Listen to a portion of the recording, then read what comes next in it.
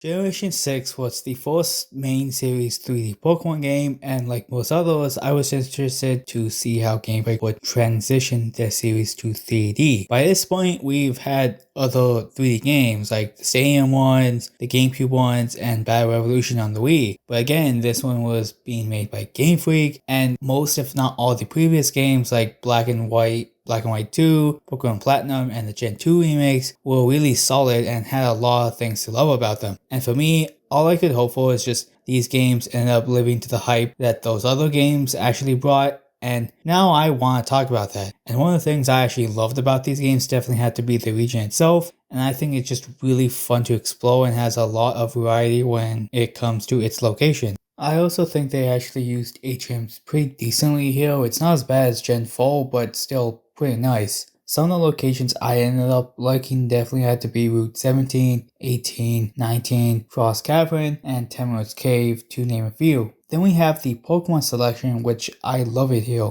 Without legendaries and mythicals, and say if you're just playing one version, there's 425 different Pokemon, which I believe is the most amount of Pokemon a single Pokemon game can have. There's a lot of replayability if you want to go through the single player story, just because again you do have a huge amount of options. I also found that the trainer variety is also pretty high with the normal trainers and just the gym leaders and whatnot, just because of again the huge roster of Pokemon. And I also love the battle gimmick in this generation, that being Mega Evolution. It brought a new life to a bunch of old Pokemon, which I found cool since again now they can be used in different ways. At worst, I think it kind of does suck that no Gen 6 Pokemon got it, but again I still find it cool that we got a lot of new forms and new abilities were given to old Pokemon. I also like how the Pokemon with Mega's evolutions end up getting buffed in some way, usually to their strength. Like for example, Mega Mewtwo Y got buffed in its attacking stats along with speed, so now it can be a mixed attacker along with just being insanely fast, while Mega Mewtwo Y got a massive boost in its attack, so now you could just have a physical psychic attacker. Of course, this does apply to every other Pokemon with a Mega. I just used Mewtwo as an example. And I do like the Megas that were in X and Y because I know that OS had a few, but of course X and Y is the one that started it, and I'll just give credit to that. But some of my Megas that I liked in X and Y had to be Banette, Aerodactyl, and Pinsir, and the Kanto starter Megas. The OST I also found to be really amazing, like Route 8, the Gym Leader Battle theme, the Team Flare theme in and outside of battle, the Pokeball Factory, and Sandaloon Forest, to name a few. I can't say if this game has my favorite soundtrack for Pokemon, but it's definitely up there with the likes of Gen 3 and Gen 4. I definitely do think there's a lot of fun to have with these titles, from just exploring the region to just, building different teams. And I can say from all the stuff I've heard about the game beforehand, I wasn't sure if I would like or hate the game, mostly just because, again, from all I've heard, it's just from completely different sides. So I tried my best to keep an open mind, and frankly, I sort of liked it, but to a lesser degree in comparison to some other titles. But let's get into that, and one of the things I actually didn't really enjoy as much has to be the pacing of the story. And I do understand the other Pokemon games had a similar pacing, where you first meet the team within the first hour, have some major conflict around the 4th gym, and then you finish the conflict around the 7th or 8th gym, and maybe even after. You do actually have run-ins with Team Flare throughout the game, but all the actions don't really relate back to what Lysandre wants to do, and any information relating to the ultimate weapon